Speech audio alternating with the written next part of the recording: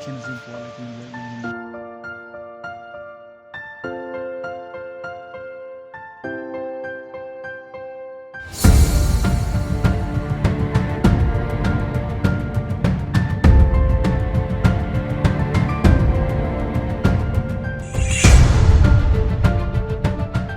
بھرتی ضروری خصوصی بھرتی ضرورت اتھ گئی واریاہ ؤری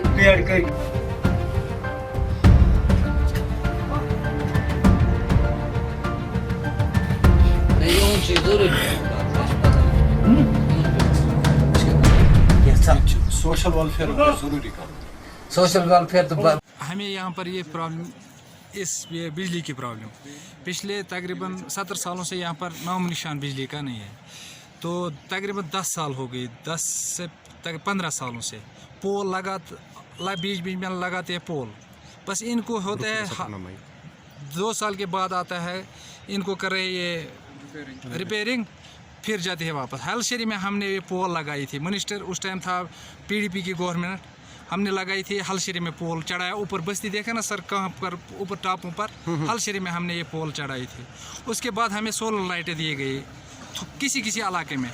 وہ بھی دیے آدھے بند ہے ہمیں یہاں۔ میں اپنی پنچایت کی بات کروں، ہماری سولر لائٹیں تقریباً 70% ہمیں دی، 30% ابھی بند ہے۔ 3 سال گزر گئی، ڈی صاحب کے پاس بھی گئی تھی، ہر افسر کے پاس جاتی تھی، ان کو ہمیں دے دو بانٹ کے، وہ ابھی ایسی ہے، کوئی سنتا ہی نہیں ہے ہماری بات۔ سر ہمیں یہاں تو کھمبے لگے ہوئے ہیں، تارے بچھائے ہوئے ہیں، ہم نے کبھی زندگی میں بھی کبھی بجلی نہیں دیکھی ہے سر۔ ہمیں بہت مشکلات ہے بجلی کے، ہمیں اگر بجلی ہوتی ہمارے بچے پڑھ سکتے ہیں، شام کے وقت کتابیں پڑھ سکتے ہیں، کچھ اور کر سکتے ہیں، لیکن ہمارے پاس فیسلٹی نہیں ہے جس سے ہمارے مسائل حل ہو سکتے ہیں۔ بجلی کے تار سے بچھائے ہوئے ہیں، بلز نکالے گئے اس کے لیے، تو نہ پاور ہے نہ کچھ ہے، ہم لوگ سفر کر رہے ہیں۔ اس لیے